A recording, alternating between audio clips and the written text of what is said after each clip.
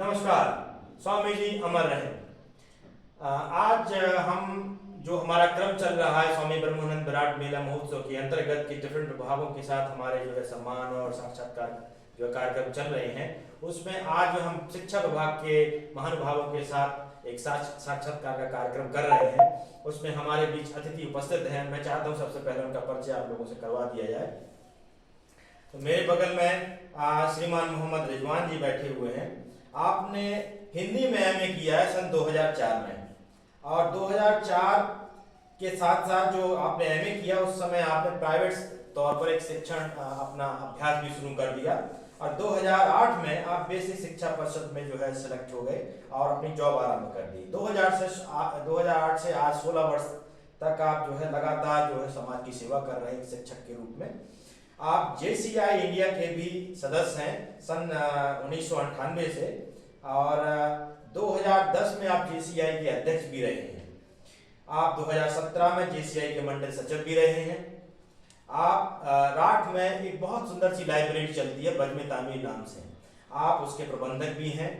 और राष्ट्रीय आय एवं योग्यता आधारित जो छात्रवृत्ति परीक्षा होती है उसमें बच्चों की आप तैयारी कराते हैं, और 4-5 बच्चे जो है उसमें सिलेक्ट भी हुए हैं। उसके लिए हम भाई साहब को बहुत बहुत बधाई देते हैं, और इस कार्यक्रम में आपका बहुत बहुत स्वागत है। मेरे सामने श्री कैलाश यादव जी हैं। आपकी शिक्षा एमए है, 1996 में आपने एमए किया है, और बीएड भी आपने किया है 1998 में। लेकिन इस शिक्षा के पहले आपने 1993 से ही सरस्वती ज्ञान मंदिर विद्यालय में अपना शिक्षण का जो कार्य है वो आरंभ कर दिया था।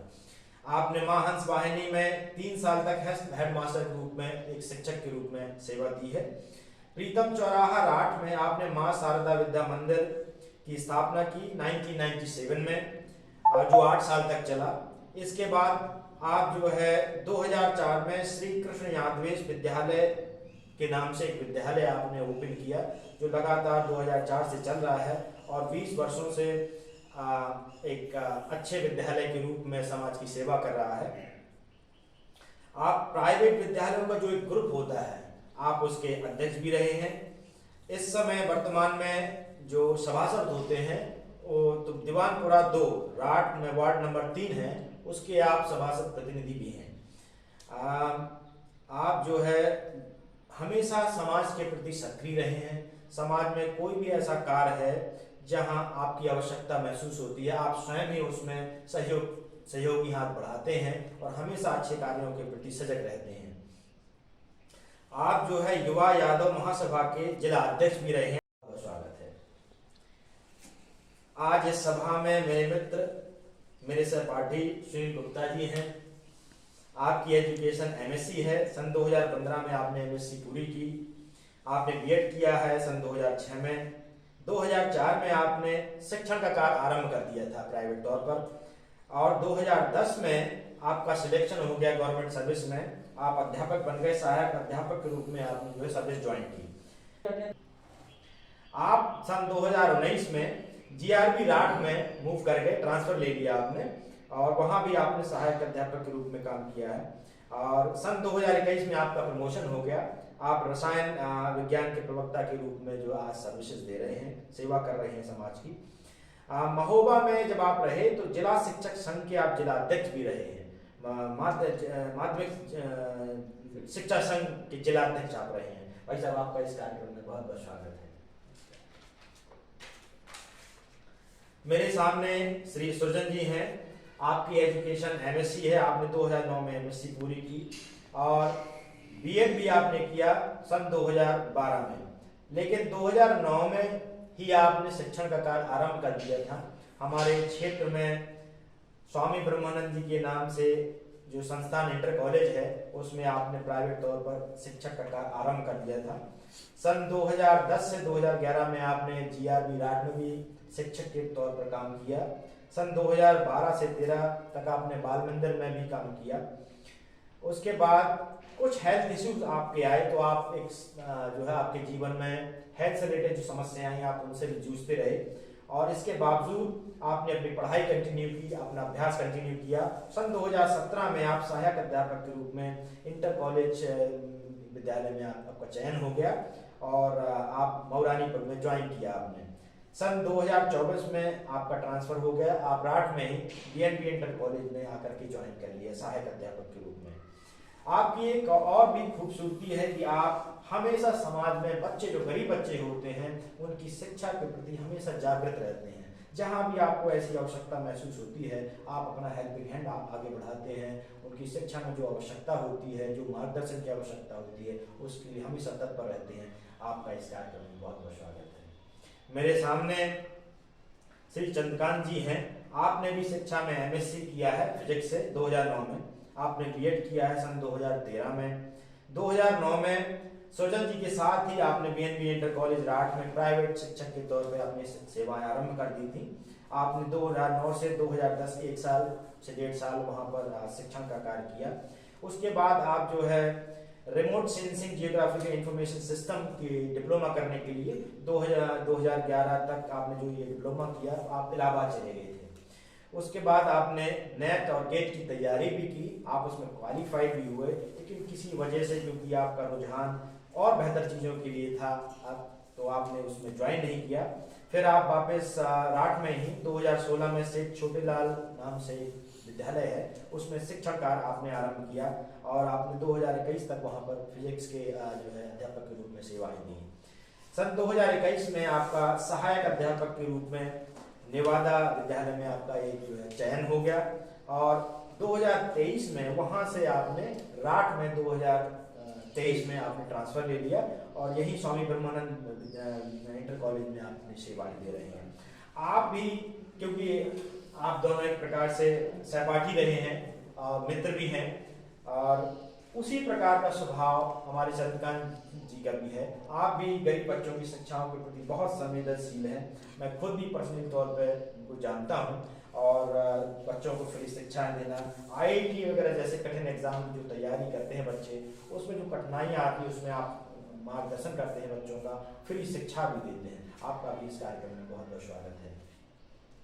तो आज हम जैसे शिक्षा और शिक्षा से संबंधित विषय के लिए गोष्ठी हो रही है हमारी, तो मैं उसी से संबंधित एक प्रश्न आप लोगों के बीच रखकर इस गोष्ठी का आरंभ करता हूं कि शिक्षा एक व्यवस्था है, उसमें हमारा शिक्षण भी आता है, उसमें शिक्षा लेने वाले भी आते हैं, उसमें शिक्षा देने वाले भी आते हैं। तो वास्तव में इन लोगों का क्या संबंध है और क्या नैतिक भूमि होती है, भूमिका होती है लोगों की इस संबंध को बरकरार रखने के लिए। मैं चाहता हूं कि श्रीमान कैलाश जी यहाँ पर सबसे वरिष्ठ हैं, तो कृपया करके हमारा मार्गदर्शन करें। बहुत अच्छा प्रश्न किया आपने शैलेंद्र जी।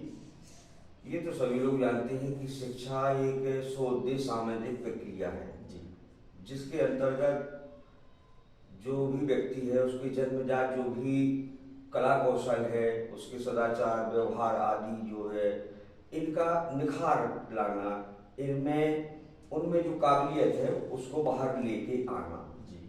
और उन्हीं की वजह से जब वो चीज़ों को हम बाहर लेके आते हैं तो वो व्यक्ति अपनी उसी कला कौशल से, उसी प्रतिभा से समाज का, देश का उद्धार करता है, देश को विकास करता है और आगे ले जाता है जी।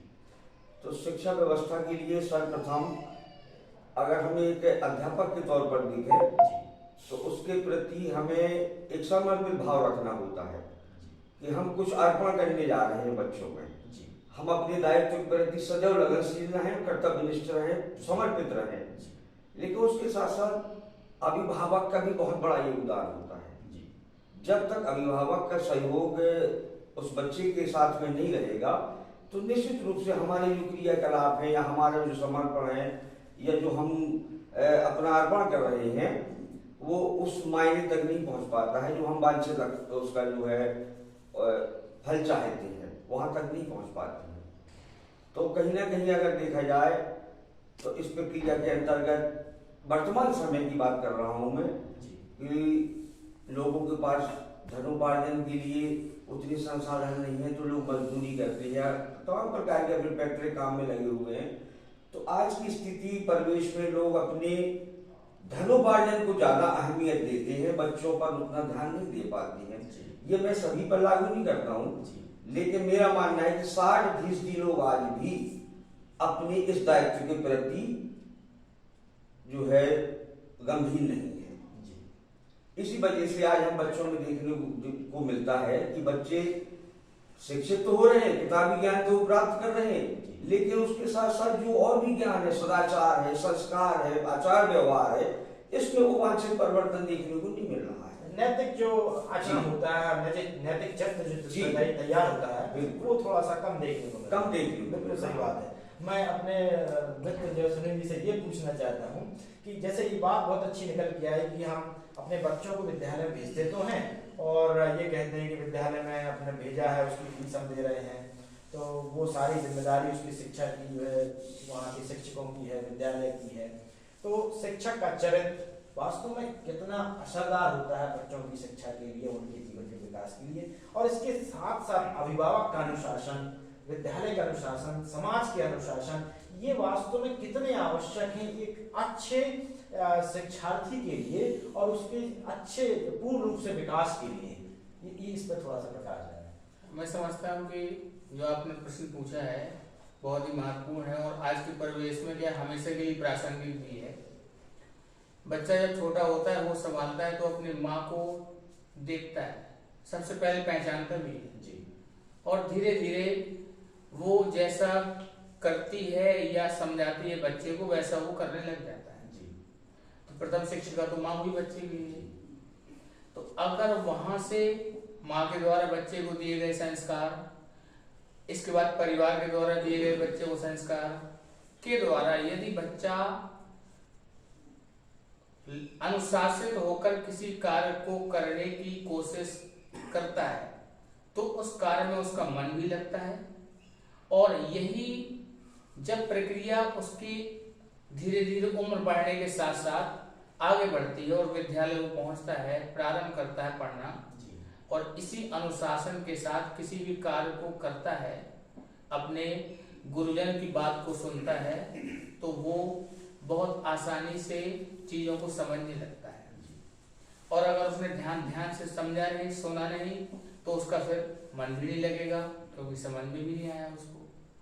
और इसके साथ जैसे ही वो बड़ा होता है इसी तरीके को दोहराता हुआ कम समय में अपना मन लगाते हुए पढ़ाई को भी सीखता है और जो भी वो काम करता है जैसे खेल कूद में भी है आगे उसका मन लग रहा तो उसमें भी वो आगे बढ़ता है।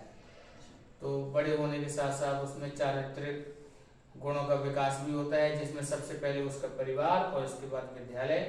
और विद्यालय में जो शिक्षक होते हैं मुझे लगता है कि चाहे वो किसी भी स्तर के क्यों ना हो, अगर विद्यालय में बच्चा उनकी क्लास में बैठा हुआ है तो वो उसको ऐसा मानकर पढ़ाते हैं कि मेरा ही बेटा है। बहुत अच्छी बात है। और मैं अपने बच्चे को कितना बेहतर से बेहतर सिखाऊं इसके लिए वो तत्पर रहता है। और अगर यही कार्य उसके घर में थोड़ा सा होने लग जाए तो ये जो शिक्षा है इसमें कोई दिक्कत की बात नहीं है। बच्चा आसानी से खेल कूद करते हुए समझेगा, सीखेगा, आगे बढ़ेगा। तो बहुत अच्छी बात कही। इससे संबंधित एक सवाल है कि जब हम विद्यालय में जाते हैं तो जैसे कि हम पहले से इस बात को जानते हैं कि भाई अगर हमने होमवर्क नहीं किया तो डांट पड़ती है, थोड़ा सा दंड मिलता है। घर में भी अगर हम माँ बाप की बात नहीं मानते हैं या बड़ों की नहीं मानते थोड़ा डांट फटकार पड़ती है। तो ये परंपरा एक प्रकार से हमारी पद्धति में है, हमारी संस्कृति में है, मानव जीवन शैली में है। तो अगर हम आज से 10, 15, 20 साल, 25 साल पीछे जाएं तो जो दंड देने का क्रम और जो उपयोग था कि दंड का कोई उपयोग था शिक्षा में और उसका स्वरूप क्या था और आज जो स्वरूप है उसमें कितना अंतर आप देखते हैं। मैं रिजवान जी से ये बात सवाल करना चाहता हूँ क्योंकि कहीं ना कहीं आपने दोनों पीढ़ियों को बहुत अच्छे से देखा होगा और तो ये बात इसलिए क्योंकि आप मुझसे बड़े हुए और कहीं इनसे बड़े हैं और कहीं इनसे छोटे हैं। तो मैं एक उम्र का दायरा पकड़ के भी आपसे सवाल कर रहा हूँ कि आप कितना अंतर देख रहे हैं कि दंड को जिसको शिक्षा का एक अहम हिस्सा माना जाता था वो इसीलिए क्योंकि बेहतर तरीके से हम विद्यालय में जो शिक्षार्थी को तैयार कर सकें, जो विषय है उसको बेहतर तरीके से समझा सकें, दंड का भी एक रोल होता था। लेकिन आज उसका स्वरूप बदल गया है। तो किस प्रकार का ये बदलाव है, इससे क्या फायदे और क्या नुकसान है? बहुत अच्छा सवाल है शैलेश जी। जो हम लोग खासतौर से बेसिक में तो जो आपका प्रश्न है इन्हीं परेशानियों से गुजर रहे हैं और इस बात से हमारे सुनील जी इस बात से सहमत होंगे, समझते हैं। सबसे बड़ा ये प्रश्न चिन्ह भी है और समस्या है। क्योंकि जब 2008 के पहले, वो 2008 के पहले जब प्राइवेट में रहे और फिर इधर बेसिक में भी आए, तो उस टाइम पे इतनी ज़्यादा ये समस्याएं नहीं थी। क्योंकि जब कोई बच्चा आता तो उसको दंड देना या ना देना, क्योंकि कोई भी टीचर उसको बच्चे को उसकी उम्र के हिसाब से, और उसका बच्चा है जिस तरह से अपने बच्चे को दंड दिया जा सकता है, अगर वो गलत रास्ते पे है तो जैसे उसको टैकल करना है वो उस तरह से उस बच्चे को करता था। वहाँ तक तो उनके अभिभावक उस बात को समझते थे उस दौर में। लेकिन जहाँ से ये गवर्नमेंट के द्वारा पता नहीं क्या ऐसी कोई दंड से ऐसी कोई नुकसान हुआ, जब गवर्नमेंट ने ऐसे नियम बनाए गए कि मारना वर्जित है, तो वहाँ तक तो ठीक था कि वर्जित है, जो टीचर जानता वहाँ तक तो था कि कुछ पाबंदियाँ कर दी जाती। लेकिन इतना एडवर्टाइज हो जाने से कि पेरेंट्स को और बच्चों तक पहुँच गया, बच्चे के अंदर वो भावना पैदा हो चुकी है कि हम होमवर्क करें, अन्यथा ना करें, टीचर हमें कुछ नहीं कह सकता। यहाँ तक कि अब ये है कि आप उसको बहुत देर तक खड़ा भी नहीं कर सकते, बहुत किसी तरह से प्रेशर में डांट भी नहीं सकते, पूरी तरह से हाथ बांध दिए गए, और इसका बहुत ज़्यादा असर पड़ा। क्योंकि एक तरफ जहाँ शिक्षा पूरी तरह से व्यापारिक होती चली जा रही, तो जहाँ फीस लग रही तो वहाँ पेरेंट्स को चाहिए कि हम तो फीस दे रहे जी, और जहाँ फीस नहीं लग रही तो उसका मूल्य नहीं। क्योंकि अगर एजुकेशन एक जगह है और एक जगह नहीं है, जो बच्चा बेसिक में आ रहा है उसके लिए बहुत से कम लोगों की जगह, तो ज़्यादा तक उसको उसका महत्व ही नहीं समझ पा रहा है कि शिक्षा कितना अहम हिस्सा है। क्योंकि शिक्षा एक ऐसी मूल कुंजी है, यह कहना चाहिए मास्टर ऑफ की है, कि जो हर, चाहे तरक्की की बात की जाए, चाहे विकास की, उन्नति की, धन की, अर्थ की, सब कुछ की तालीम यहीं से होती है। यहाँ तक कि मान सम्मान की कुछ भी कहा जाए तो सब इधर है। तो शिक्षा के लिए जो उसका अभिभावक जो नहीं है इतना अच्छा एजुकेशन में, तो उसको ये सोचने में पूरी तरह से भर गई कि हमारे बच्चे को मार नहीं सकते, और इसका बहुत ज़्यादा गलत असर जा रहा है। तो पढ़ाई पे काफ़ी रुझान बच्चों की है, ये अच्छे नहीं आ रहे। ये अलग बात है कि मारना नहीं चाहिए, हमें भी इस बात से सहमत है, लेकिन बच्चे के अंदर अगर ये भय नहीं रहेगा तो शिक्षा को बहुत अच्छे स्तर पर ले जाना संभव नहीं। ये बहुत अच्छी बात आपने कही कि अगर हम डेवलप्ड कंट्री के बारे में बात करें शिक्षा के परिवेश में, तो अमेरिका में जो जो जो कहते हैं जो एडल्ट होने की राह पर जो बच्चे होते हैं, उस टाइम पे देखा गया है कि क्राइम बहुत ज़्यादा है। हमारे यहाँ वो रेट नहीं है, मतलब हम समझते हैं कि हमारा देश उतना डेवलप नहीं है, लेकिन अगर उस दोनों चीज़ों की तुलना की जाए तो वहाँ पर जो बच्चे होते हैं उस एज में, कहते हैं ना बड़कपन की एज में, जो क्राइम रेट है वो बहुत ज़्यादा है, अपने यहाँ नहीं है। तो अगर इसको शिक्षा के तौर पर देखा जाए तो अपने यहाँ एक व्यवस्था है कि हम जो बच्चों को सिखाते हैं वो संस्कार के रूप में कुछ दंड की प्रक्रियाएं भी शामिल रहती हैं, जिससे हमारे शरीर को फिजिकली रूप में ये अभ्यास हो जाता है कि हमको कुछ चीज़ें, कुछ परिस्थितियाँ अगर ऐसी आ जाती हैं तो कूल डाउन करना है, उसको समझना है। तो अगर हम बच्चों को नहीं डांटते हैं तो शायद कहीं ना कहीं वो ओपन अप रहते हैं हमेशा हर चीज़ के लिए, उन्हें ये नहीं, कोई अंकुश नहीं है कहने का मतलब। तो ये बात बिल्कुल सही आप कह रहे हैं कि दंड का भी एक विशेष रोल है, और कहीं ना कहीं ये हमें अपने आप में नियंत्रण रखना भी सिखाता है, और कुछ बातें जो है सहन शक्ति भी हमारी डेवलप होती है। अच्छा ये बताइए, जैसे शिक्षा के दौरान कभी कभी ये देखा गया कि जैसे क्लास में 60 बच्चे पढ़ रहे हैं, 40 बच्चे पढ़ रहे हैं, तो शिक्षक तो एक ही है और जो विषय वो पढ़ा रहा है, तो जरूरी नहीं कि 40 बच्चे एक ही माइंड सेट के हों। कुछ बच्चों को बहुत देर में समझ में आता है, कुछ बच्चों की में भी रुचि ही नहीं है, कुछ बच्चे बहुत एडवांस हैं, वो आप पहले से पहले क्वेश्चन करना चाहते हैं। तो ऐसी परिस्थिति में शिक्षक जो है सबको साथ में लेके कैसे चलता है, क्योंकि उसका ध्येय तो सभी को शिक्षित करना है और सभी को एक अच्छे स्तर पर ले जाना है। तो ये कैसे हैंडल, सोचें जी आप क्या करें? तो आपने प्रश्न अच्छा किया है। तो इसको हैंडल करने के लिए एक ही तरीका है कि जो उसमें देखते हैं कि सबसे कमजोर जिस बच्चे की IQ, हम उसी तरीके से पढ़ाना स्टार्ट करते हैं, और जो हाई लेवल है फिर नीचे से लेकर वहाँ तक पहुँच जाते हैं। तो जो सबसे लो लेवल वाला बच्चा है वो भी समझ जाता है, जो उच्च लेवल वाला है उसको तो समझ में आ ही जाता है। इस प्रकार से हम उस व्यवस्था को आगे बढ़ाते हैं कि पहले देखते हैं कि सबसे कमजोर जो छात्र है उसकी लेवल के हिसाब से पढ़ाना शुरू करते हैं, और जो सबसे होशियार है वहाँ तक पहुँच जाते हैं। इसलिए दोनों संतुलित हो जाते हैं। ये बहुत अच्छी बात आपने बताई। अच्छा, इससे थोड़ा सा मैं इस चीज़ को आज जो प्राइवेट विद्यालय हैं वो ज़्यादा फोकस करते हैं कि आपके बच्चे का नेचर कैसा है, उसकी रुचि कैसी है, लेकिन लेकिन शायद मैं इसकी तुलना अगर गवर्नमेंट पैटर्न से करूं तो अभी शायद उस स्तर पर नहीं है। तो आप क्या अंतर देखते हैं कि अगर हम बच्चों की रुचि को पहचान लें, उस हिसाब से हर एक बच्चे को हैंडल करना बहुत आसान होगा या बहुत कठिन होगा, क्योंकि हम एक बंच एक ग्रुप को पढ़ाते हैं, कोई एक इंडिविजुअल बच्चे को तो पढ़ाते नहीं है। और गवर्नमेंट की जो अप्रोच है वो जो TDS रही है कि वो जैसे चलते आ रहा है वैसी है। तो क्या ये रियली जरूरी है कि हम हर बच्चे की रुचि को समझें, और यदि वो रुचि को समझ के हम इंडिविजुअल बच्चे को टारगेट करते हैं तो ये जो शिक्षा व्यवस्था आज हमारी है वो कितनी कारगर होगी, और जो प्राइवेट स्तर पे चल रही है वो कितनी कारगर है, इसमें क्या और बदलाव की आवश्यकता है, या गवर्नमेंट जो कर रही है वो ठीक है? इसमें थोड़ा सा अंतर।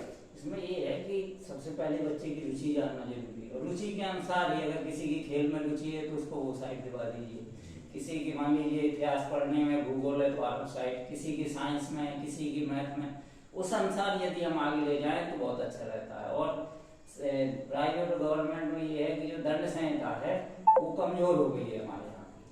बच्चे को जब तक दंड नहीं दिया जा सकता वो आगे नहीं बढ़ सकता, उसे भय ही नहीं रहेगा न वर्क करने का, न क्लास में आने का, और अनुशासन नहीं बनेगा। और अनुशासन नहीं बनेगा तो शिक्षक पढ़ा नहीं पाएगा अच्छी तरीके से, वो उसको देखेगा, बच्चों को देखेगा या पढ़ाएगा। इसमें दंड संहिता लागू करना बहुत जरूरी है, लेकिन शिक्षक को भी आवश्यक है कि दंड का दुरुपयोग न करें, मतलब उसको हम सही तरीके से यदि दंड देने लायक है, जितना दंड देने लायक है उतना दे सकें, तो ऐसा नहीं उसका दुरुपयोग करने लगे।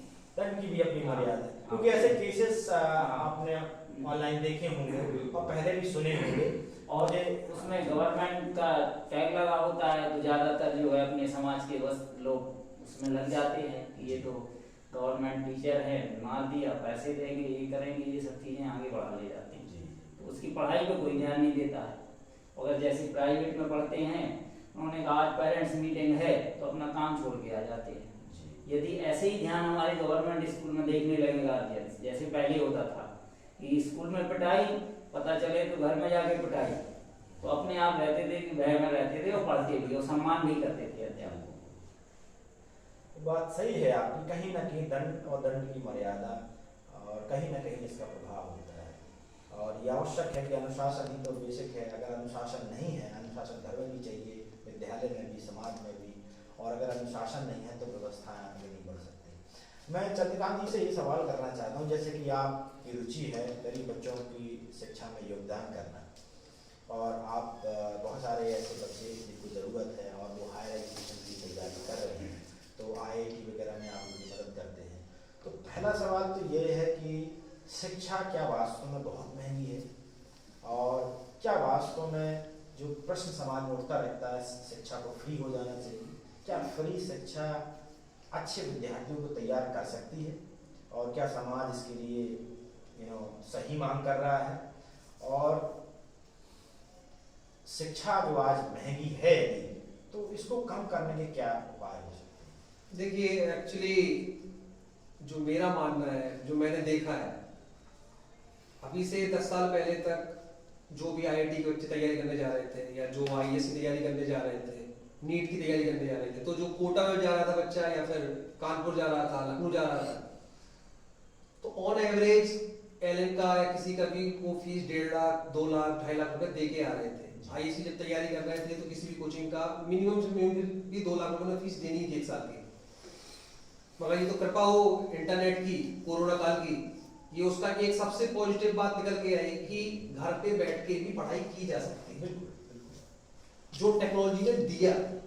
और उस कारण से वो सब बच्चे जो अफोर्ड नहीं कर सकते थे बाहर जाना, महंगे टीचर से पढ़ना, वो वहां पर इजीली अवेलेबल हो गया घर पे ही उनका। और जो सही में उस काम के लिए डेडिकेटेड थे, उन्होंने उसका उपयोग भी किया।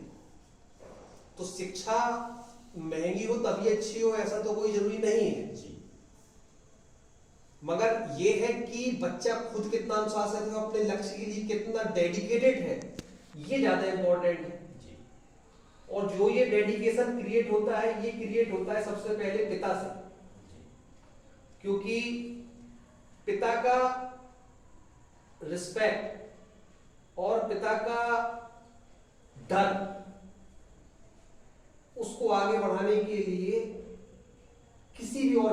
से ज्यादा हो सकता है, मगर आज की डेट में जो सर ने भी कहा कि एक माँ बाप के दो बच्चे हैं, एक बच्चे को वो प्राइवेट स्कूल में 4,000 रुपए पर महीने के हिसाब से भेज रहा है, एक बच्चे को वो गवर्नमेंट में या सेमी गवर्नमेंट में पढ़ने के लिए भेज रहा है। अब दोनों में ही माँ बाप भी इस चीज का पूरी तरीके से पालन नहीं करते हैं कि उनको कम से कम दोनों बच्चों का ध्यान दें।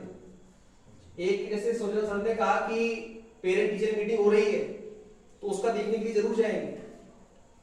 वही चीज जब हम पढ़ाते हैं, हमने 2 साल 3 साल 4 साल नौकरी कर ली, माँ बाप सिर्फ उसी दिन हमारे पास आता है जिस दिन उसके लड़के को, क्योंकि हम ये सोचते हैं कि हम उस पर मेहनत कर रहे हैं और वो उस अपनत्व के भाव में, क्योंकि डांटेंगे भी हम सिर्फ उसी को, अगर हमें नहीं ध्यान देना उस पर तो हमें जरूरत भी नहीं है उसको देखने की, मगर हम डांट भी इसीलिए रहे हैं कि शायद इसका कुछ भला हो जाए। उस कारण से उसे हम कभी डांट दें, मारना तो बहुत दूर की बात, डांट भी दिया तो उस दिन जरूर उसके माँ बाप घर वाले आएंगे, वहां के युद्ध क्षेत्र तैयार हो जाएंगे। बाकी उसके अलावा वो क्या पढ़ रहा है उन्हें कोई मतलब नहीं, क्या रिजल्ट आ रहा है उन्हें कोई मतलब नहीं है। अभी हम पढ़ा रहे हैं, हम प्रॉपरली, इवन आज ही मैं और सर डिस्कशन कर रहे थे कि अभी जो कॉपी चेक कर रहे हैं, क्योंकि हाफ ईयरली एग्जाम सभी स्कूलों में हो चुके हैं जी, तो जो ये रिजल्ट आए हैं सब बच्चों को हम पहले ही कह चुके हैं, मैंडेटरी कर चुके हैं कि हम खूब बिल्कुल सेमी गवर्नमेंट से है, मगर हम माँ बाप को बुलाएंगे, जैसे पेरेंट टीचर मीटिंग किसी भी प्राइवेट कॉलेज में होता है, हम करके मानेंगे, लड़के बुलाएंगे, दिखाएंगे, और जिस दिन माँ बाप इतना कृपा कर ले हम लोगों पे, सिर्फ वो टाइम टू टाइम आके हमसे बात करने आए, कम से कम पूछने आए, तो हमें भी तो पता चले कि माँ बाप कितना कॉन्शियस है अपनी बात की, कौन पढ़ा रहा है कौन नहीं पढ़ा रहा है, हमारी शिकायतें आके बताएं। वो सब चीजें हो नहीं रही। तो शिक्षा तो गवर्नमेंट ने पहले ही सेमी गवर्नमेंट में ऑलमोस्ट फ्री रखी है, जितना प्राइमरी और जूनियर वो तो फ्री है ही पहले से। तो जो भी टीचर पढ़ाने जा रहे हैं वो गांव में ही जा रहे हैं, शहर में तो ऐसा नहीं है कि कोई बहुत बड़ी संख्या है इन गवर्नमेंट कॉलेजों की, स्कूलों की, वो तो सब गांव में ही है। अब गांव में जो होगा हम इसको ये भी नहीं कहेंगे सब गरीब होंगे, मगर क्योंकि वही एक सुविधा है तो वहां पर लोग भेज रहे हैं।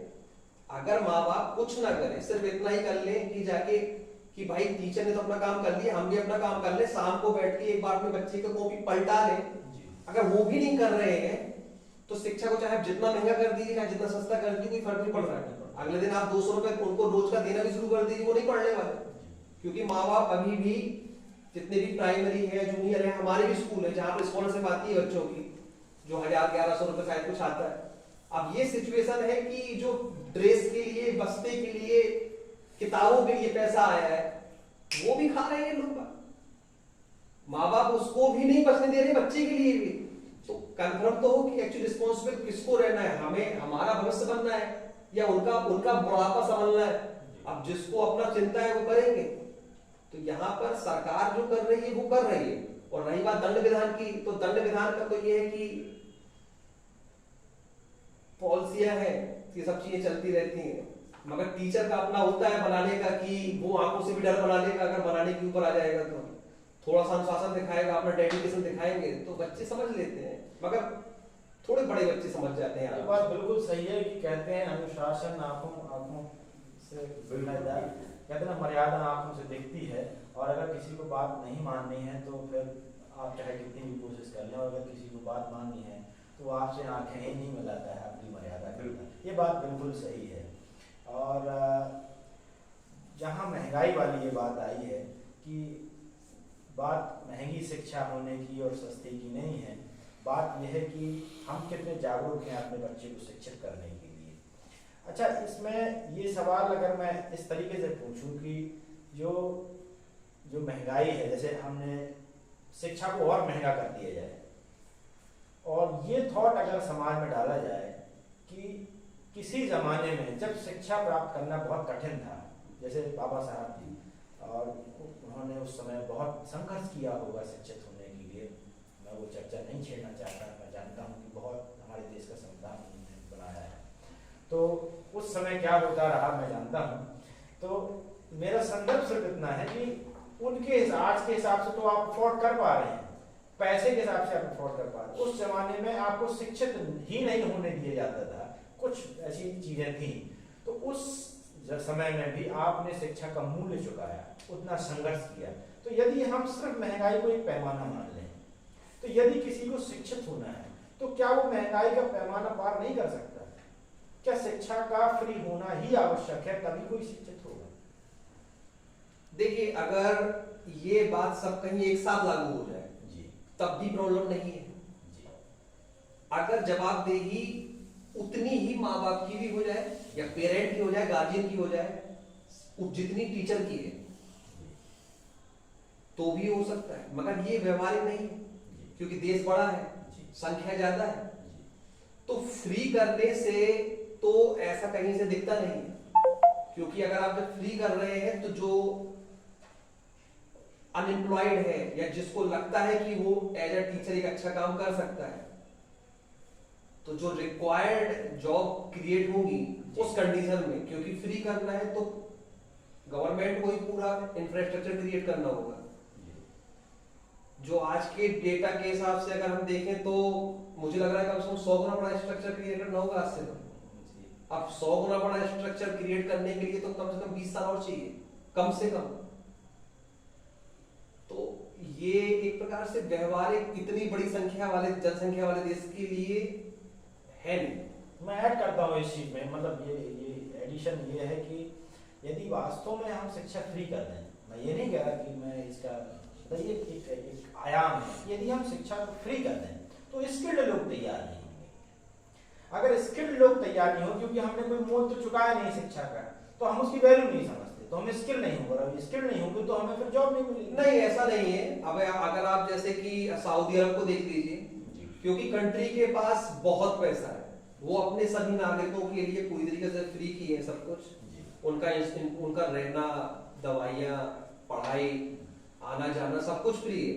तो वहां पर ऐसा नहीं है कि वहां पर वो स्किल डेवलप नहीं कर रहे हैं, वो बिल्कुल कर रहे हैं। वो पूरा का पूरा इंफ्रास्ट्रक्चर से लेके सब कुछ वही लोग हैंडल कर रहे हैं। अब देखिए, सबको को हेल्प चाहिए होगी, मगर क्योंकि अभी हमारी जो कह सकते हैं कि जो वैल्यू क्रिएशन बीच में 1947 से 1980 तक जो रहा है वैल्यू क्रिएशन फॉर एजुकेशन, वो क्या है कि समय के साथ डिके करना शुरू किया दोबारा, जो अभी डिके पे ही चल रहा है। ये बात अलग है कि कुछ एक जो मतलब कह सकते हैं आईक्यू लेवल में और बच्चों के समझने की क्षमता में एक बहुत बड़ा गैप है। दो प्रकार के बच्चे हैं इस समय, या तो बच्चा बहुत ज्यादा अच्छा या वो किसी लायक नहीं है, क्योंकि वो इतना डिस्ट्रैक्टेड हो चुका है आज की डेट में कि वो मतलब उसे कितनी भी कोशिश कर लो, वो आगे जाने के लिए प्रिपेयर खुद ही नहीं, मतलब उसके अंदर विल पावर ही क्रिएट नहीं हो रही। तो फ्री एजुकेशन मतलब ये है कि उनके लिए है कि बस सिर्फ अगर दिखाना है कि हाँ ठीक है इसने पढ़ लिया है, इसने इंटर कर लिया है, इसने ग्रेजुएशन कर लिया, दिखाना है तो वो तो चलेगा। बाकी आप एक अच्छे टीचर को अफोर्ड कैसे करेंगे?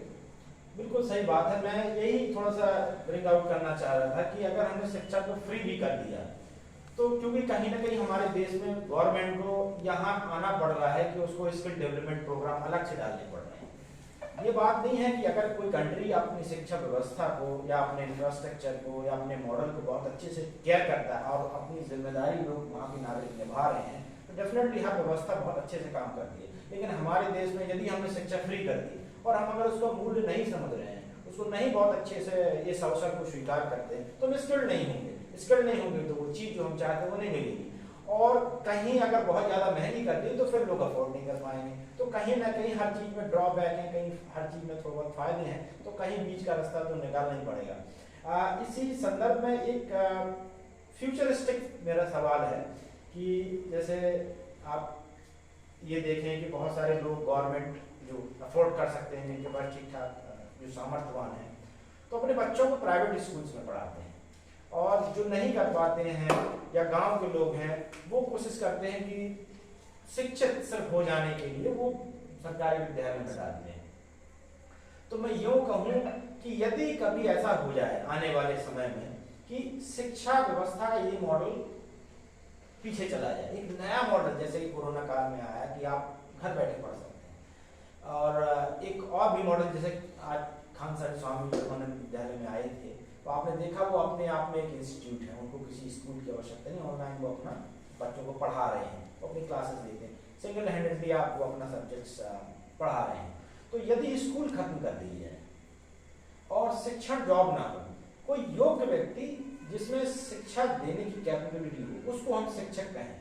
और ये सिस्टम आ जाए कि कहीं कॉमन एग्जाम्स होते हैं, जैसे बोर्ड के एग्जाम होते हैं, कहीं साल में ये डेट है और आप किसी भी सेंटर में जाके अपना एग्जाम दे सकते हैं और अपना सर्टिफिकेट प्राप्त कर सकते हैं। जैसे 12th का मुझे एग्जाम देना है तो मुझे मालूम है ये डेट है एग्जाम देने की, और ये सब्जेक्ट्स हैं, मैं उनको कहीं भी पढ़ूँ, किसी से भी पढ़ूँ, कोई ये नहीं, कोई स्कूल का बंधन नहीं, मुझे इस स्कूल में एडमिशन लेना ही पड़ेगा, मैं किसी भी टीचर से पढ़ सकता हूँ, पर्सनली पढ़ सकता हूँ, एग्जाम में देता हूँ मेरे आधार कार्ड से और मैं अपना सर्टिफिकेट ले आता हूँ और बेस्ड ऑन द सर्टिफिकेट में आगे बढ़ जाता हूँ। यदि ये सिस्टम आता है तो ये सिस्टम कैसा रहेगा और क्या इसकी प्रोबेबिलिटी है? क्योंकि कोरोना काल में हम देख चुके हैं काफी लिबरेट हो गया है ये सिस्टम हमारा एजुकेशन का, कि हमें स्कूल नहीं जाना पड़ा, घर बैठ ही पढ़ाएगी।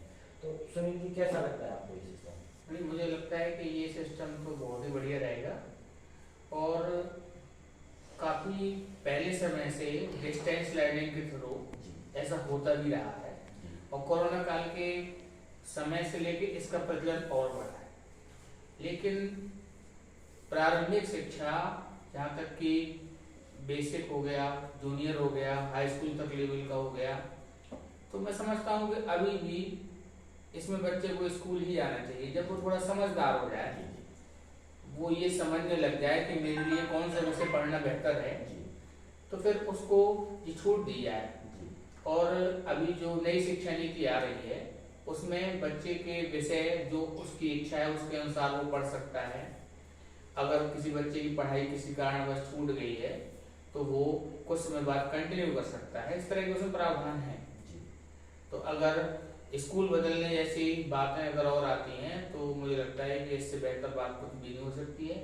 बच्चा जब भी उसको लगेगा कि मैं अब ये पढ़ना चाहता हूँ तो उसको मौका मिलेगा और ये बहुत अच्छा रहेगा। जी, तो कहीं ना कहीं ये मॉडल जैसे कोरोना काल में थोड़ा सा स्टार्ट हुआ, तो ये बात आपकी सही है कि कहीं बेसिक एजुकेशन के लिए 5-8 तक। एक्चुअली उससे एक बात जोड़ना चाह रहा जी, हूँ प्लीज। भाई साहब की बात में, उनकी बात में ये बात भी इंक्लूडेड है कि छोटा जब बच्चा होता है तो उसको थोड़ा सा 10-15 साल की उम्र तक सोशलाइज भी होना पड़ता है जी, और वो सोशलाइज घर पे बैठ के तो नहीं हो सकता। और वो जरूरी है कि वो कम से कम अपनी एक क्लास एक स्कूल में जाए तो वहां जाके बातचीत करे, अदरवाइज तो उनका जो कॉग्निटिव एनहांसमेंट ही है वही नहीं हो पाएगा, जो उनका विकास होना है वो ही होगा ही नहीं। तो जो स्किल वाला काम है या जो after at least high school at least, तो उसके बाद बच्चा अगर उतना डिसिप्लिन है, मैं फिर से डिसिप्लिन वर्ड को यूज करूंगा, और अपने लक्ष्य के लिए कि वो कुछ करना चाह रहा है तो उनके लिए ही होगा, तब ये योजना की जा सकती है। बाकी तो मतलब बच्चे को एक नॉर्मल जो एनवायरनमेंट है उसी में ही उसको आगे बढ़ाना ये होगा। बहुत अच्छा एक्सप्लेनेशन हो गया, क्योंकि शिक्षा केवल हमारे माइंड का डेवलपमेंट नहीं है, ओवरऑल सर्वांगीण विकास का एक मॉडल है। तो स्कूल केवल ऐसा नहीं कि हमें किताबी ज्ञान प्रभु, तो हम घर पर भी आज ले सकते हैं। तो एक्चुअली विद्यालय में आप हम उम्र लोगों के साथ, समाज में डिफरेंट काइंड के नेचर के लोगों के साथ एक प्राकृतिक रूप से आपके सर्वांगीण विकास का एक मॉडल होता है। तो स्कूल की इंपॉर्टेंस यहाँ से निकल के आती है। जैसे कई बार हम सोचते नहीं भैया हम तो घर में पढ़ लेंगे, या हमारे पास बहुत अच्छा टीचर है, या हम टीचर को घर पे ही बुला लेंगे, या ऑनलाइन आज सिस्टम है। तो स्कूल जो सिस्टम बनाया गया कहीं ना कहीं ये बात दब जाती है आज के परिवेश में कि स्कूल का जो निर्माण हुआ है वो सर्वांगीण विकास को ध्यान में रखते हुआ है। केवल मानसिक विकास नहीं कि आप पढ़ने के इतने टैलेंटेड हो गए हैं, आपका हेल्थ भी, आपको दूसरों को कैसे बातचीत करना है, कैसे प्रेशर हैंडल करना है, कैसे सोशल मिंगलिंग होनी है, ये बहुत जरूरी है। बात बिल्कुल सही है आपकी। और हाँ, ये बात मैं समझता हूँ कि दर्शकों को ये बात समझनी चाहिए कि बेसिक शिक्षा के लिए आवश्यक है कि स्कूल जाएं। अगर हम ये बात माइंड में रखेंगे नहीं आज हम समर्थवान हैं और आप अपने घर पे ही शिक्षा हो जाएगी, तो आपका बच्चा हो सकता है कि वो एक किताबी शिक्षा में बहुत आगे चला जाए, लेकिन सोशल कनेक्टिविटी उसकी टूट जाएगी और कहीं ना कहीं ये बहुत बड़ा नुकसान आगे चल करके हमारे समाज के लिए होगा।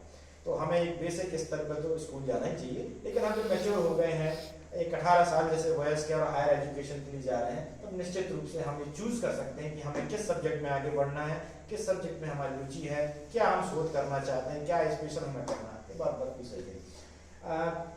मैं शिक्षा व्यवस्था के बारे में एक सवाल करना चाहता हूँ। अब ये सवाल काफी लोगों से सुनने को मिला है कि प्राइमरी के जो टीचर होते हैं वो थोड़ा सा स्ट्रेस में है, और मैंने बहुत सारे प्राइमरी टीचर, मतलब जो बेसिक शिक्षा पर्सन कह लीजिए, जैसे 1 से 5 तक या 8 तक जूनियर, तो उसमें देखा गया कि उनको छुट्टी नहीं मिलती, 8 दिन काम करवाना होता है। नहीं, अगर शिक्षा का मतलब छुट्टी भी है तो उनकी ड्यूटी इलेक्शन में लगा दी गई, या कोई वो क्या कहते हैं, हाँ, BLO बना दिया गया, या वैक्सीनेशन है उसमें सहयोग कर रहे हैं। और आज वो सिस्टम भी आ गया कि फूड बच्चों के लिए मिड डे मील उसकी जिम्मेदारी भी है। तो एक्चुअली मैं आप लोगों से ये जानना चाह रहा हूँ कि जो सिस्टम में बिना बताए, बिना पहले से डिक्लेयर किए कि शिक्षा के लिए एक शिक्षक जाता है विद्यालय में कुछ और भी हो रहा है जिसके लिए शायद व्यक्ति तैयार नहीं है, या उसको उस चीज के लिए नहीं होना चाहिए, उसके लिए दूसरे लोगों की जिम्मेदारी है। यदि हम खाने में लग जाएंगे तो हमारा माइंडसेट बदल जाता है।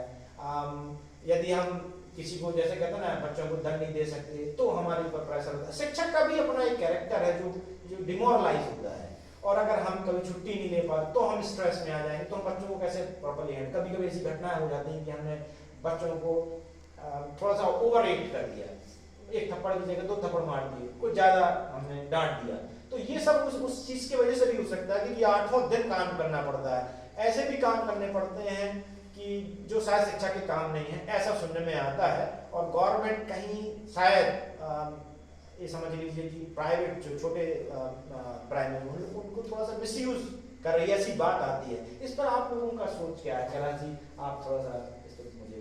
तो आपने बात कही, बहुत अच्छी बात है। और वास्तव में अगर देखा जाए आज के परिवेश में, तो प्राइमरी स्तर के जो अध्यापक हैं वो पढ़ाने की बजाय अतिरिक्त कार्यों में ज़्यादा संलिप्त पाए जाते हैं जी। और ये जिम्मेदारियां शासन खुद उन पर थोप रहा है जी।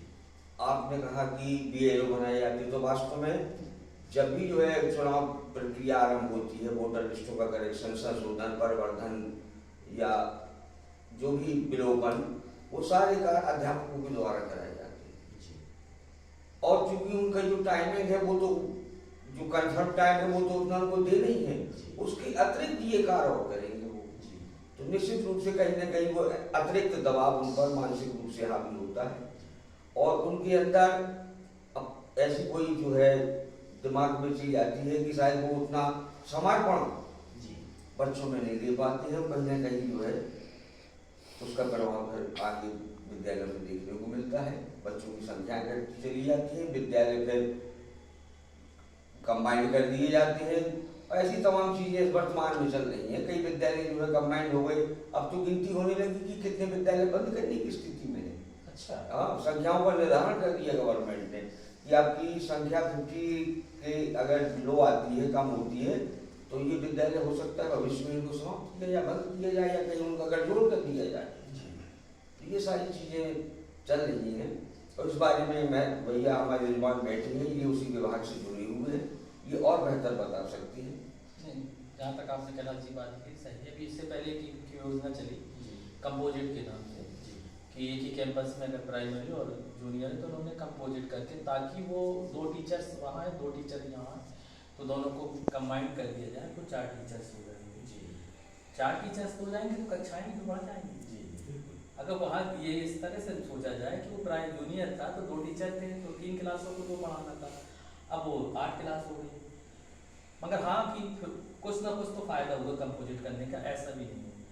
जहाँ तक बात है कि ये विभिन्न कार्यों में लगाया जा रहा है, BLOs में और दीगर चीज़ों में, उसका असर तो पड़ता है, वो काफ़ी असर पड़ता है। क्योंकि कोई अगर भाई लोग इंटर कॉलेज में है, एक माइंड सेटअप होता है कि हमें क्या बेस पढ़ाना है, क्या पढ़ाना है।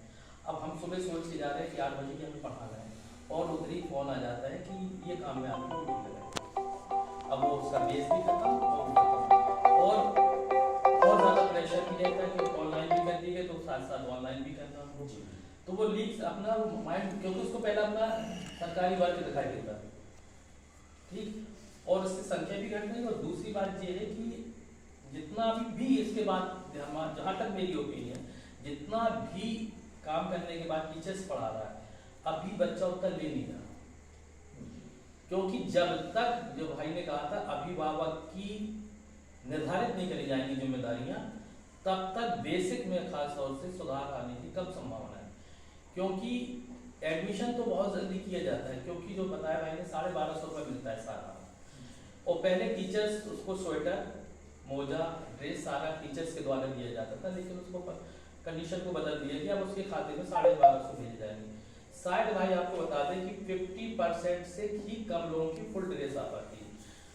शूटर तो फिर बात ही नहीं करो खरीदने की, क्योंकि शूटर, मोजा सब कुछ उसी में इंक्लूड रहता।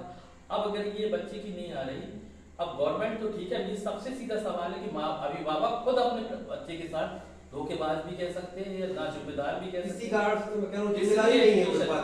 अगर वो एजुकेशन जिम्मेदार हो तो स्कूल जाए कि जो टीचर व्हाट्सएप कहाँ है, उसको भी मांग करना चाहिए कि ये घंटे क्यों खाली चल रहे हैं, यहाँ वो टीचर्स क्यों नहीं है। समाज को भी करना चाहिए इसकी में ड्यूटी क्यों लगी, लेकिन उसको तो और अच्छा कि 8 दिन लगा। अगर उसको आप 4 दिन नहीं आता, उसको घर में भेज दो माँ बाप को, जैसे भाई ने बताया, तो कोई सुनना ही नहीं चाहता।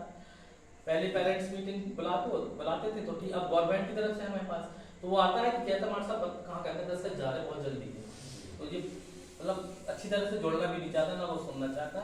जो बेसिक में है बच्चे, वो कोई भी मतलब ज़्यादातर लोग अभिभावक अपने बच्चों के लिए ही खुद जिम्मेदार है, उनकी अच्छी शिक्षा का हम। सेकेंडरी हो सकता है कि और लोग जो इसके लिए गैर जिम्मेदार भी कर रहे हो या कुछ कर रहे हैं, लेकिन ऐसा कुछ नहीं है। बहुत से टीचर्स ऐसे हैं जो उनका मिलता है तो उसकी पूरी जिम्मेदारी निभाते। यहाँ पे अगर एक बात और बताते, 9th, 10th, 11th, 12th की, इनको बच्चों को 12,000 रुपये 9th में मिलेंगे, 10th में मिलेंगे, 11th में और 12th में। इसके बाद 9th में जब बच्चा पहुँच जाता है तो एक और होती है प्रधानमंत्री एसएसडी योजना के नाम से। अगर वो टेस्ट क्रॉस करता है तो 75,000 रुपये 9th में, 75,000 10th में। फिर 11th में भी है यही प्रधानमंत्री एसएसडी योजना के नाम से, तो 1.25 लाख 11th में, 1.25 लाख 12th में। इस तरह से उसको 4 लाख रुपए के। अगर वो बच्चा अच्छा पढ़ता है, जब ये टेस्ट की तैयारी करके जाएगा तो उसकी एजुकेशन भी बहुत अच्छी हो चुकी है, इंस्पायर आ जाती है, तमाम आ जाती है। तो अगर पैसे की भी दिक्कत नहीं, अगर कहा जाए तो इस पैसे, अगर वो समाज कल्याण विभाग है वो भी देता है साथ में, अगर लोग पढ़ना चाहते तो जहाँ क्या है कि जैसे कि दर्शकों से मेरा जो है निवेदन है कि इस बात को बड़े ध्यान से सुने कि जो बात कही जाती है कि शिक्षा के लिए जो है पैसा एक प्रॉब्लम हो जाती है, इतनी सारी व्यवस्थाएं आप कृपया कर ध्यान से सुने। तो जरूरी नहीं है कि उसको पैसे की कहीं कमी आ रही। बहुत से लोग ऐसे भी लोग, जैसे भाई लोग भी मदद कर रहे हैं, आप भी मदद करेंगे, जो कोई बच्चा अच्छा पढ़ने वाला है तो इस समाज में ऐसे लोग भी हैं कि उसको हर भरसक कोशिश की जाएगी, और करते भी हैं लोग, लेकिन पढ़ने वाला तो हो उसको, क्योंकि कोई देता नहीं है, लेना पड़ता है। तो अगर वो लाइन के बच्चे जो लेना चाहते हैं, हर इंटर कॉलेज में, हर डिग्री कॉलेज में ऐसे टीचर्स हैं जो पढ़ाएंगे भी और अपनी सेल्फ को जो भी जहाँ तक हो, कई लोगों ने पहुँचाया, कई लोगों ने कहीं। एक चीज और इसमें इंक्लूड करूंगा मैं जी, इसके अलावा इन सब स्कॉलरशिप के अलावा भी ये रूल रहता है कि अगर मेधावी छात्र है या छात्रा है तो उसकी पढ़ाई के लिए विधायक निधि से और सांसद निधि से भी पैसा मिलता है। अगर वो क्लेम करते हैं तो उनको दिया जाता है। विधायक, कोई भी विधायक पढ़ाई के लिए तो मना नहीं करेगा, बहुत अच्छी बात है। कोई भी सांसद पढ़ाई के लिए मना नहीं करता है, आज के समय में तो नहीं कर सकता है, बहुत सीधी सी बात है। अगर यूज करना चाहे कोई, लेने की क्षमता है पर जाए और जाके ले। हमारी बच्चे थे आईआईटी में जो सिलेक्शन हुए, एक का कुछ नहीं था, उसके फादर मतलब डिफॉल्टर हो चुका था प्रॉपरली, लड़का गया और हमारे ही विधायिका जी ने आराम से उसको 1.5 लाख रुपए दिए, तुरंत ही उसको चेक दे दी। ये पिछले साल की बात है। ये बहुत अच्छी बात है। तो आप देख सकते हैं कि व्यवस्थाओं की कोई कमी नहीं है।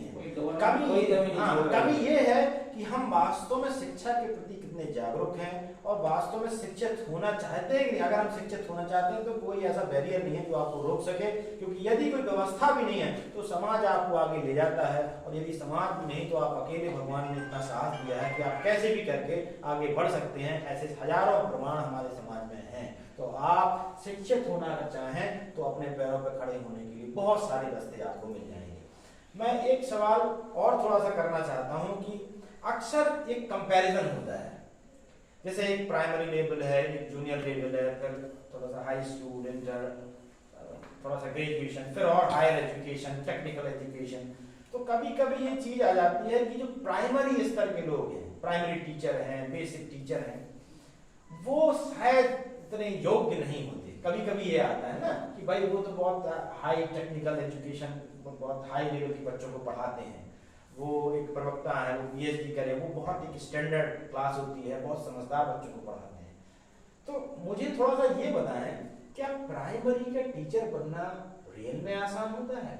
क्या पीएचडी किए हुए किसी व्यक्ति है, प्रोफेसर को मैं कहूं कि किसी एक बच्चे को का खा गा सिखा दे, और प्राइमरी वाले को कहूं कि पीएचडी में जाके पढ़ा दे, तो क्या ये सेम चैलेंज नहीं है?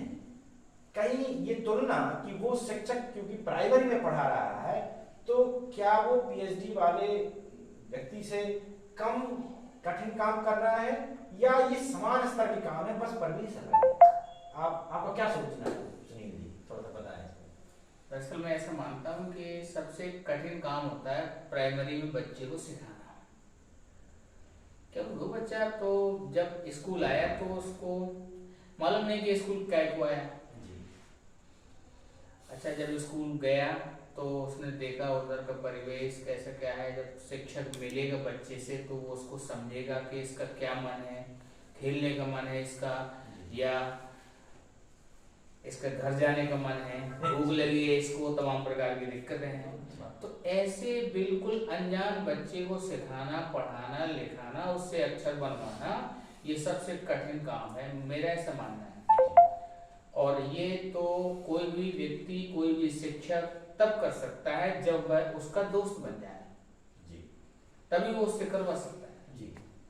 क्योंकि उसको तो पता ही नहीं पढ़ाई क्या है, हमें पढ़ना क्यों है, सीखना क्यों, कुछ भी नहीं समझता इस बात को। और जैसे आपने पीएचडी वाले के लिए कहा, तो वो पीएचडी किए हों या जो न्यूनतम अर्हताओं के केवल वही रखे हों, अगर वो पूर्ण मनोयोग से बच्चे, छोटे बच्चे का दोस्त बनकर उसको सिखाएगा, उसकी कुछ बात सुनेगा, कुछ अपनी सुनाएगा, तो दोनों के बीच दोस्ती बनेगी और फिर वो दोनों एक दूसरे की बात सुनेंगे, जानेंगे, मानेंगे और कारवां आगे बढ़ेगा। बहुत अच्छी बात है। ये जवाब एक्चुअली उन सब लोगों के लिए है जो कभी कभी शिक्षकों की भी तुलना करते हैं। शिक्षक की एक ही स्वरूप होता है, बस वो हमें अलग अलग मतलब एक परिवेश में वो हमें शिक्षित करता है, हमारे जीवन को परिभाषित करता है, हमें बताता है कि हमारा जीवन कितना मूल्यवान है और इसको कैसे डेवलप करना है। जब हम कक्षा 1 में होते हैं तो वो कक्षा 1 और उसका परिवेश उतना ही महत्वपूर्ण है जितना पीएचडी करने के बाद हायर एजुकेशन के लिए हम लोग जाते हैं।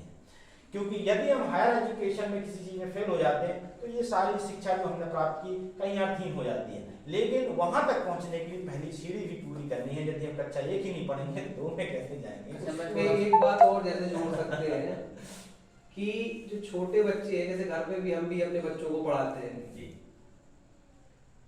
तो थोड़ी देर में ही सब्र टूट जाता है जी। तो एक शिक्षक जो आपके 50 बच्चे पढ़ा रहा है, हम एक 5 साल के बच्चे के लिए कितने पेशेंस की, सब्र की आवश्यकता है, ये सभी को पता है अपने अपने घर में। तो उस टीचर के साथ क्या बीतती होगी जब वो 5 साल 6 साल के बच्चे को पढ़ा रहा होता है, वो भी आपके 50 बच्चे एक साथ, वो भी पूरे 6 घंटे। हम 1 घंटे में अपना या तो बाल अपने उखाड़ लेंगे या फिर हम छोड़ छाड़ के भाग जाएंगे, मगर वो टीचर का पेशेंस देखिए कि वो 50 बच्चों को अकेले दम सह रहा है और उन्हें सिखाने की पूरी कोशिश कर रहा है, उनके बीच में बच्चा बनने को तैयार होता है। कठिन कार्य तो यही है। बहुत अच्छी बात है। तो आज की गोष्ठी में हमने कई प्रकार के जो है सवाल किए और बेबाकी से हमारे जो शिक्षक महानुभाव हैं उन्होंने बहुत सुंदर सुंदर जवाब दिए। कई और ऐसी चीजें हमने जो एक नैतिक परिवेश से जुड़ी हुई या ऐसे सवाल जो कि वास्तव में कहीं आज चर्चा में नहीं आते, उन चर्चा में लाने का मैंने प्रयत्न किया। तो आज का ये गोष्ठी कई प्रकार की शिक्षाएं हमें देता है कि एक तो हमें शिक्षक के प्रति श्रद्धावान होना चाहिए। अगर हमें लगता है कि शिक्षक ठीक से नहीं पढ़ा रहा है या विद्यालय अपने स्टैंडर्ड का अनुशासन नहीं फॉलो कर रहा है, तो समाज की भी जिम्मेदारी है कि वो शिक्षक का सहयोग करें, शिक्षक को आइडेंटिफाई करें, विद्यालय का सहयोग करें, उसमें जाएं, अपनी भागीदारी निभाएं, अपनी नैतिक जिम्मेदारी निभाएं, जिससे कि विद्यालय, शिक्षक का सिस्टम वो अपने अनुशासन, अपने क्रम में आ सके। और ये जिम्मेदारी शिक्षा व्यवस्था की भी है कि जब वो किसी बच्चे को लें तो उसके अभिभावक को भी जोड़े रहें और बताएं कि आपका भी उतना ही दायित्व है, क्योंकि ये बच्चा आपका है, हम सहयोगी हैं आपके बच्चे के विकास के लिए, परंतु हमारा उस पर अधिकार नहीं, अधिकार आपका ही है, हम जितना सहयोग कर सकते हैं। इसीलिए आप भी चिंतित रहें, आप भी उसके बारे में चिंतन करें और सहयोग करें। तो वास्तव में हम सबका उद्देश्य है एक नई पीढ़ी को तैयार करना, जो आज की पीढ़ी से जो आने वाली पीढ़ी हो बेहतर भविष्य का निर्माण कर सके, बेहतर सिस्टम का निर्माण कर सके, बेहतर जीवन शैली का निर्माण कर सके। तो चाहे वो अभिभावक हो, चाहे वो शिक्षा व्यवस्था हो, चाहे वो शिक्षक हो, चाहे समाज के और लोग हों, सभी लोगों की जिम्मेदारी है कि हम अपने अपने कर्तव्य का पालन करें और एक दूसरे की सहायता करें, जिससे हमारा देश एक सर्वांगीण विकास करने वाले बच्चों को जो है एक अच्छा जो है सर्वांगीण विकास का मॉडल दे सकें और हमारा देश आगे बढ़ सके। आज की गोष्ठी में बस इतना है। मैं अपने अतिथियों का बहुत बहुत स्वागत करता हूं और धन्यवाद करता हूं कि आपने जो है इस गोष्ठी में अपना अमूल्य समय दिया है और हमारे प्रश्नों का बेबाकी से जवाब दिया है। आशा है दर्शकों को इस गोष्ठी से बहुत कुछ सीखने को मिला होगा। आपने जो अमूल्य समय दिया उसके लिए बहुत बहुत धन्यवाद।